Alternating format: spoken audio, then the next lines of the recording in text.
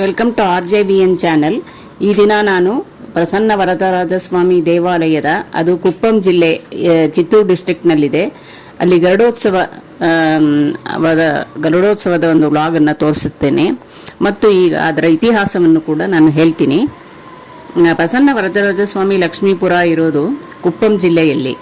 ಸುಮಾರು 1000 ವರ್ಷಗಳ ಹಿಂದೆ ಗ್ರಾಮದಲ್ಲಿ ಈ ದೇವಾಲಯನ್ನು ಕಂಡುಹಿಡಿದಿದೆ ಎಂದು ನಂಬಲಾದ ದಕ್ಷಿಣ ಆರ್ಕಾಡ್ ಜಿಲ್ಲೆಯ ಶ್ರೀ ಮೂಷಣಂ ಶ್ರೀ ಮಾನ್ ಚಕ್ರವರ್ತಿ ವರದಾಚಾರ್ಯ ಸ್ವಾಮಿಯ ಆಗಮನದ ನಂತರ ಲಕ್ಷ್ಮೀಪುರಂ ಜನಪ್ರಿಯತೆಯನ್ನು ಗಳಿಸಿತು.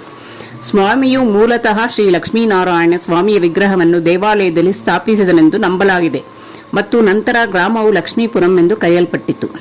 ಸ್ಥಳ ಪುರಾಣ. ಈಗ ದೇವಸ್ಥಾನದಲ್ಲಿ ಪ್ರತಿಷ್ಠಾಪಿಸಲಾಗಿರುವ ಮೂಲ ವಿರಾಟ್ನ ವಿಗ್ರಹವು ಲಕ್ಷ್ಮೀಪುರಮಿಂದ ಸುಮಾರು 7 ಮೈಲಿ ದೂರದಲ್ಲಿರುವ ಜೋಲಾರ್ಪೇಟೆ ಮತ್ತು ಬೆಂಗಳೂರು ನಡುವಿನ ರೈಲು ನಿಲ್ದಾಣದ ಗುಡಿಪಲ್ಲಿಯ ಹೊರವಲಯದಲ್ಲಿ ತ್ಯಜಿಸಲ್ಪಟ್ಟಿರುವುದು ಎಂದು ಕಂಡುಬಂದಿದೆ.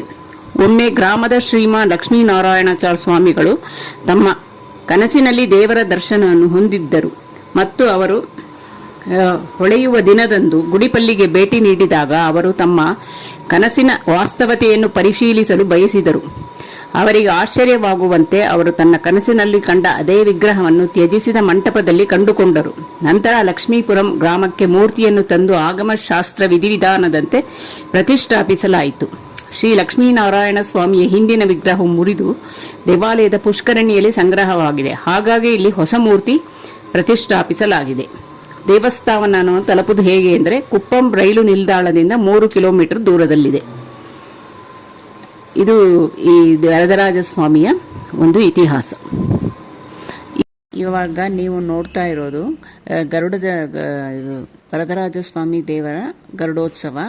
ಇಲ್ಲಿ ಲಕ್ಷ್ಮೀಪುರದಲ್ಲಿ ಇದನ್ನು ತುಂಬ ಗ್ರ್ಯಾಂಡ್ ಆಗಿ ಸೆಲೆಬ್ರೇಟ್ ಮಾಡ್ತಾರೆ. ಇಲ್ಲಿ ಪ್ರತಿ ಮನೆ ಬಳಿಯೂ ಹೋಗಿ ಪೂಜೆ ತೆಗೆದುಕೊಂಡು ಉತ್ಸವ ಮೂರ್ತಿಯನ್ನು ತೆಗೆದುಕೊಂಡು ಹೋದಾಗ ಪೂಜೆ ಮಾಡ್ತಾರೆ ಮನೆಯವರು.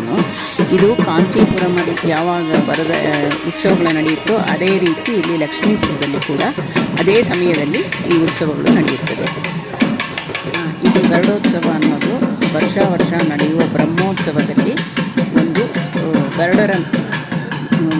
ಗರುಡರನ್ನು ವಾಹನವಾಗಿ ಇಟ್ಟು ವರದರಾಜ ಸ್ವಾಮಿಯನ್ನು ಮೆರವಣಿಗೆ ಮಾಡ್ತಾರೆ. ಅದಕ್ಕೆ ಇದನ್ನು ಗರುಡೋತ್ಸವ ಅಂತ ಹೇಳ್ತಾರೆ. ಈ ವಿಡಿಯೋ ನಿಮಗೆ ಇಷ್ಟವಾಗಿದ್ದಲ್ಲಿ ದಯವಿಟ್ಟು ಲೈಕ್, ಶೇರ್ ಆ್ಯಂಡ್ ಸಬ್ಸ್ಕ್ರೈಬ್ ಮಾಡಿ.